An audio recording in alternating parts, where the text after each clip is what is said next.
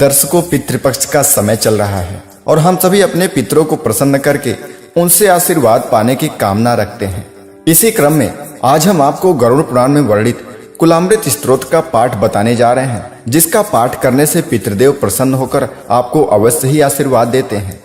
और साथ ही साथ जो मनुष्य प्रयत्न पूर्वक नित्य इस स्तुति का पाठ करता है, उसके करोड़ों जन्मों में किए गए पाप भी नष्ट हो जाते हैं। महादेव के द्वारा कही गई यह स्तुति बड़ी दिव्य है। जो मनुष्य प्रयत्न पूर्वक इस स्तुति का नित्य पाठ करता है, वह अमृत तत्व अर्थात परम वैष्णव पद को प्राप्त कर लेता है। हजारों अश्वमेघ और सैकड़ों वाजपेयी यज्ञों का अनुष्ठान करने से मनुष्य को जो फल प्राप्त होता है, वह फल एक बार इस कुलामृत स्तोत्र का पाठ करने से ही प्राप्त हो जाता है। अतः हम सभी कुलामृत स्तोत्र का पाठ प्रारंभ करते हैं। ओम पितृभ्यो नमः। कुलामृत स्तोत्रम। यस्तु विश्वमनाद्यन्त मज्मात्मनि संस्थितं सर्वज्ञं चलं विष्णुं सदा ध्यायेत् समुच्यते। देवं गर्भोचितं विष्णुं सदा ध्यायन् विमुच्यते। अशरीरं विधातारं सर्वज्ञानमनोरथिम् अचलं सर्वगं विष्णुं सदा ध्यायेन् विमुच्यते। निर्विकल्पं निराभासं निष्प्रपञ्चं निरामयं वासुदेवं गुरुं विष्णुं सदा ध्यायन् विमुच्यते। सर्वात्मकं च वैयावदात्मचैतन्यरूपकं शुभमेकाक्षरं विष्णुं सदा ध्यायन् विमुच्यते। वाक्यातीतं त्रिकालज्ञं विश्वेशं लोकसाक्षिणं सर्वस्मादुतं विष्णुं सदा ध्यायन् विमुच्यते। ब्रह्मादिदेव गन्धर्वे मुर्मुनिभिः सिद्धचारणे योगिभिः सेवितं विष्णुं सदा ध्यायन् विमुच्यते। संसारबन्धनामुक्ति मिथ्यं लोको ह्यशेषतः स्तुत्वैवं वरदं विष्णुं सदा ध्यायन् विमुच्यते। संसारबन्धनाक्तोऽपि मुक्तिमिच्छन् समाहितः अनन्तम् अव्ययं देवं विष्णुं विश्वप्रतिष्ठितं विश्वेश्वरमजं विष्णुं सदा ध्यायन् विमुच्यते। इति श्री गरुणे महापुराणे कुलामृत स्तोत्रम संपूर्णः। ओम पितृभ्यो नमः। कुलामृत स्तोत्रम। यस्तु विश्वमनाद्यन्त मज्मात्मनि संस्थितं सर्वज्ञं चलं विष्णुं सदा ध्यायेत् समुच्यते। देवं गर्भोचितं विष्णुं सदा ध्यायन् विमुच्यते। अशरीरं विधातारं सर्वज्ञानमनोरथिम् अचलं सर्वगं विष्णुं सदा ध्यायेन् विमुच्यते।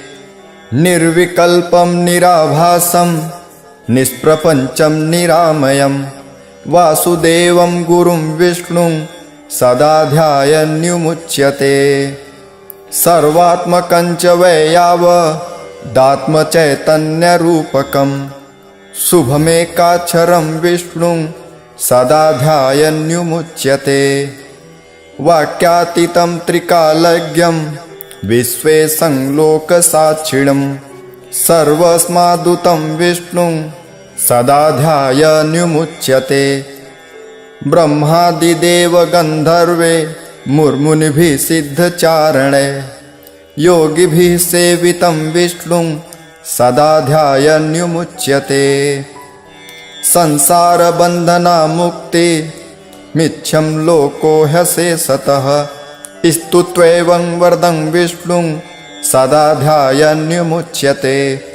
संसारबन्धनाक्तोऽपि मुक्तिमिच्छन् समाहितः अनन्तम् अव्ययं देवं विष्णुं विश्वप्रतिष्ठितं विश्वेश्वरमजं विष्णुं सदा ध्यायन् विमुच्यते। इति श्री गरुणे महापुराणे कुलामृत स्तोत्रम संपूर्णः।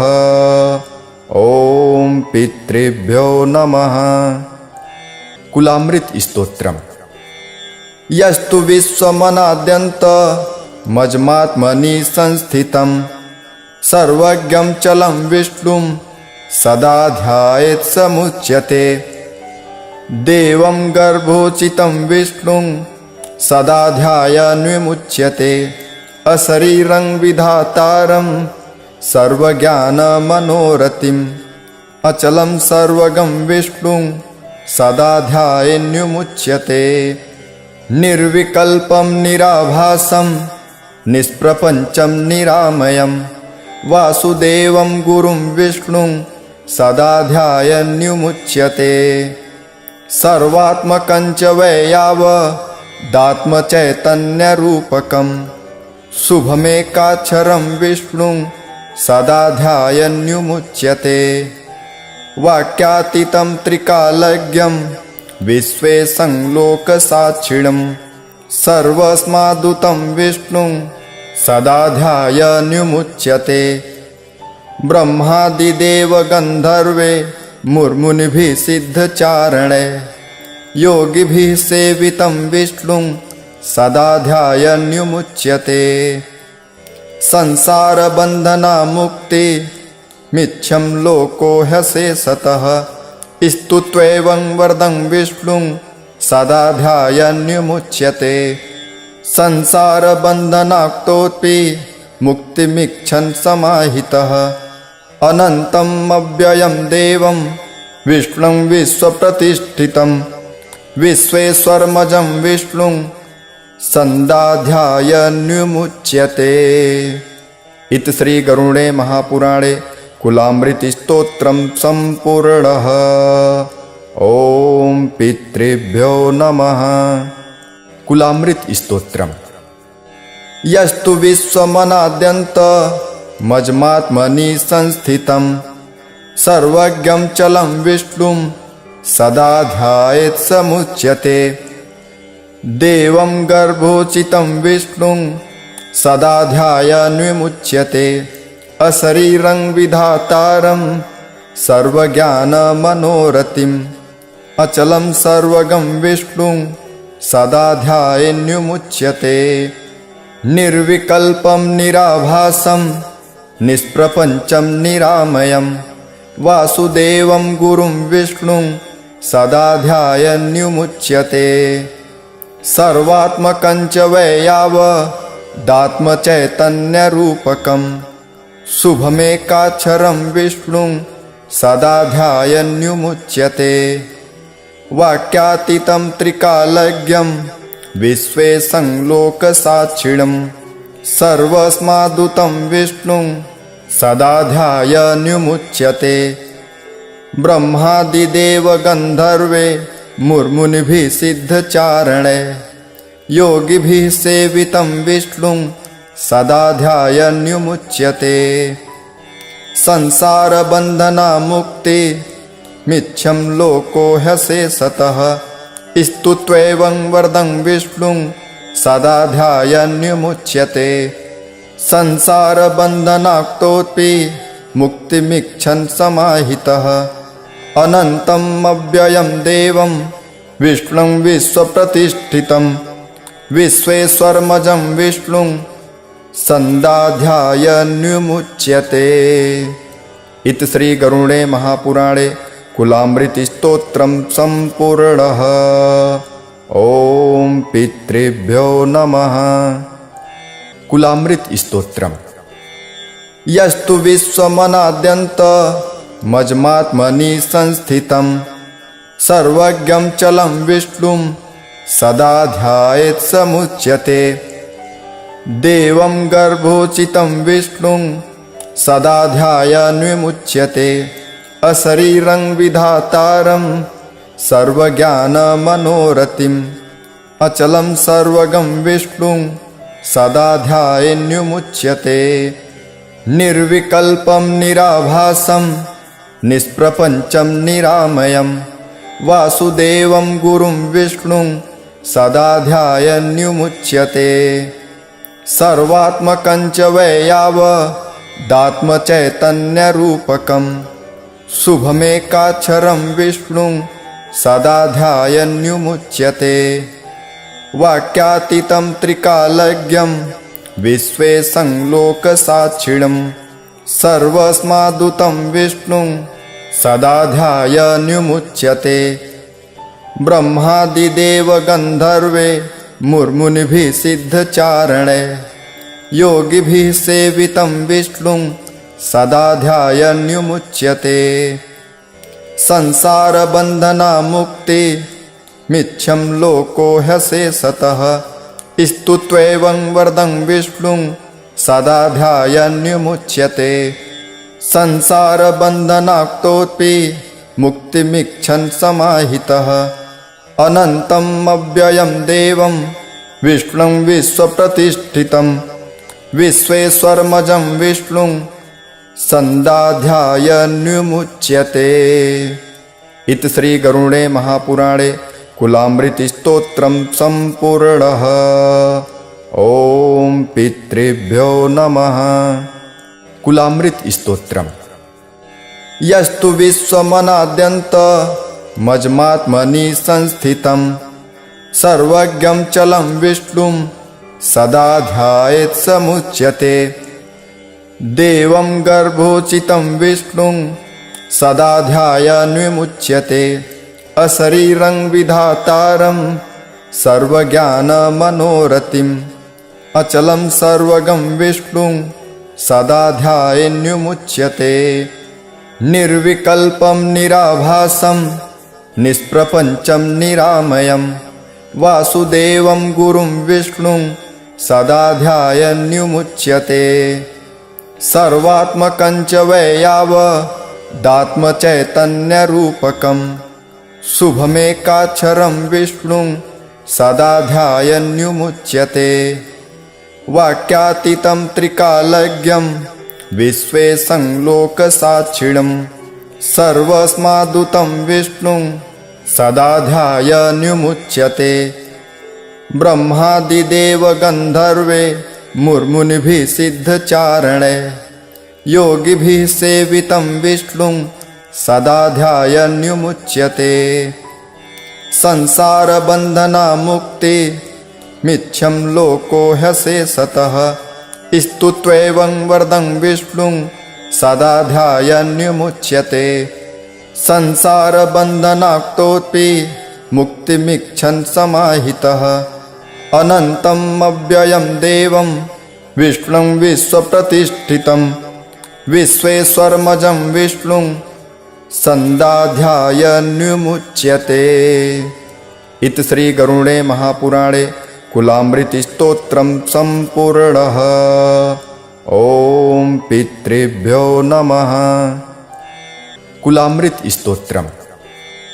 यस्तु विश्वमनाद्यन्त मज्मात्मनि संस्थितं सर्वज्ञं चलं विष्णुं सदा ध्यायेत् समुच्यते देवं गर्भोचितं विष्णुं सदा ध्यायन्विमुच्यते अशरीरं विधातारं सर्वज्ञानमनोरथिम् अचलं सर्वगं विष्णुं सदा ध्यायेन्युमुच्यते निर्विकल्पं निराभासं निष्प्रपञ्चं निरामयं वासुदेवं गुरुं विष्णुं सदा ध्यायन्युमुच्यते सर्वात्मकं च वैयावदात्मचैतन्यरूपकं शुभमेकाक्षरं विष्णुं सदा ध्यायन्युमुच्यते वाक्यातीतं त्रिकालज्ञं विश्वेशं लोकसाक्षिणं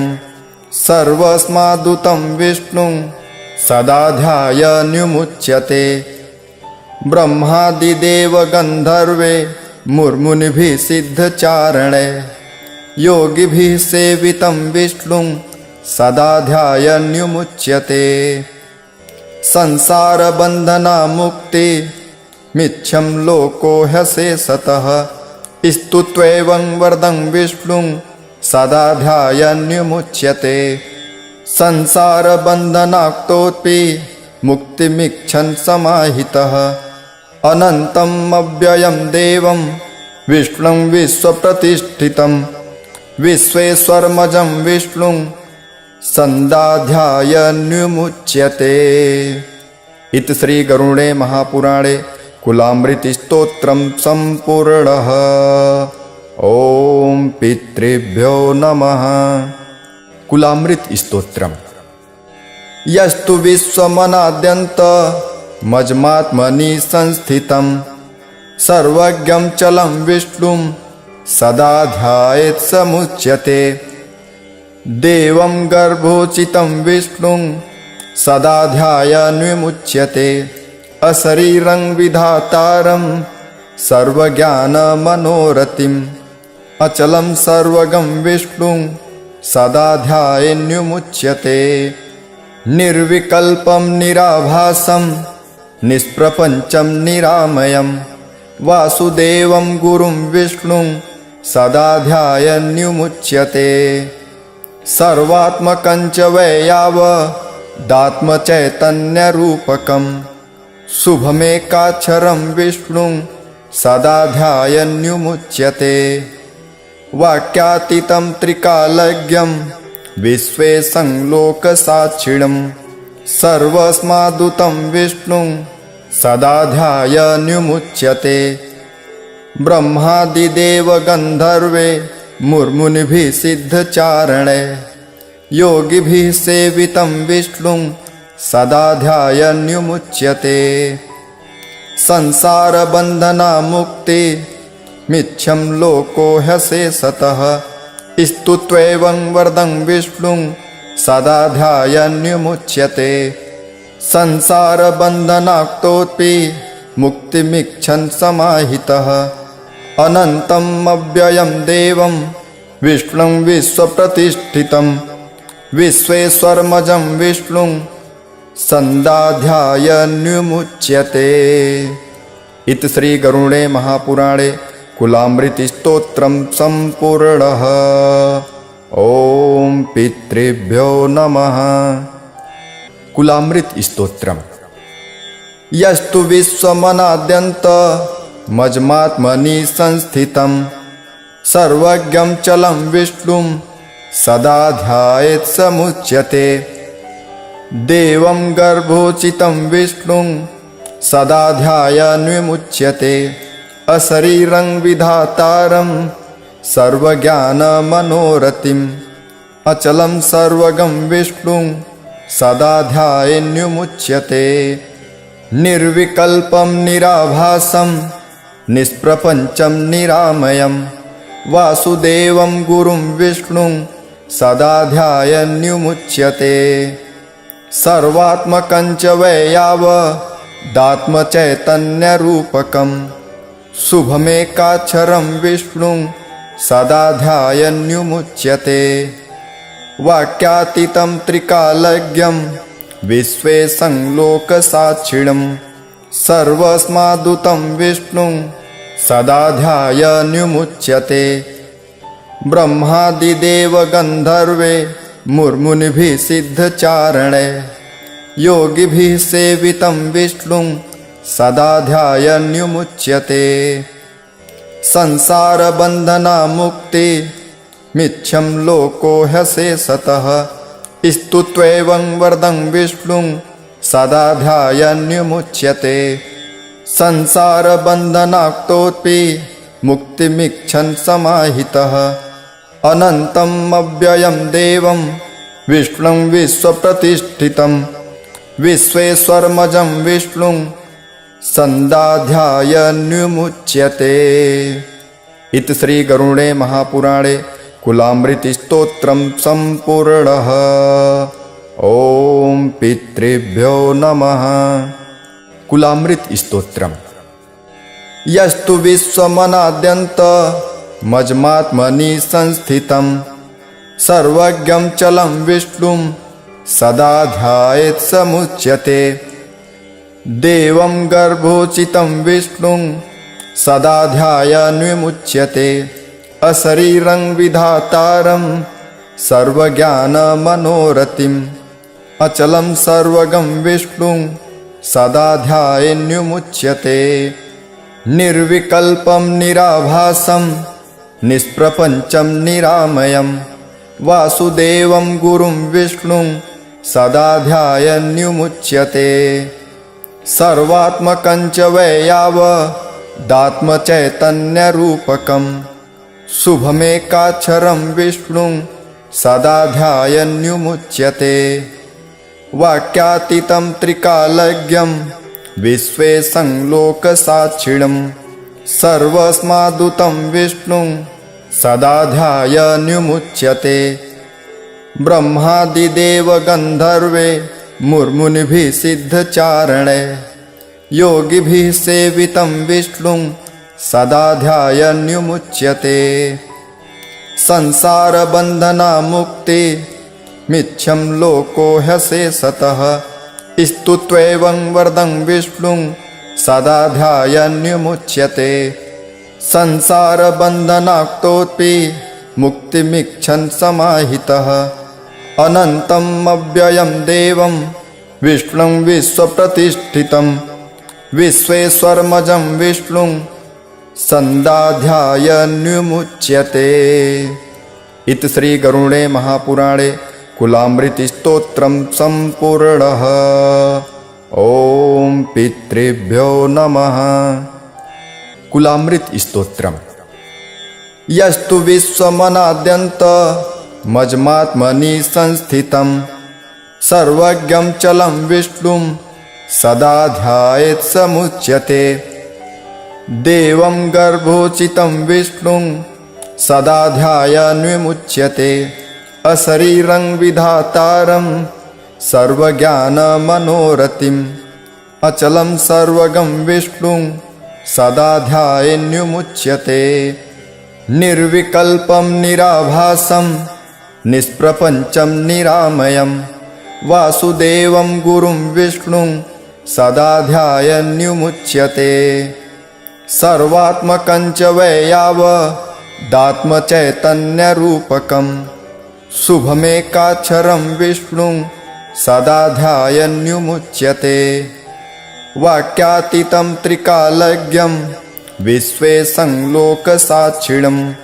सर्वस्मादुतं विष्णुं सदा ध्यायन्युमुच्यते ब्रह्मादिदेवगन्धर्वे मुर्मुनिभिः सिद्धचारणे योगिभिः सेवितं विष्णुं सदा ध्यायन्युमुच्यते संसारबन्धनामुक्ति मिच्छं लोको ह्यशेषतः स्तुत्वैवं वरदं विष्णुं सदा ध्यायन्युमुच्यते संसारबन्धनाक्तोऽपि मुक्तिमिच्छन् समाहितः अनन्तम् अव्ययं देवं विष्णुं विश्वप्रतिष्ठितं विश्वेश्वरमजं विष्णुं सदा ध्यायन्युमुच्यते।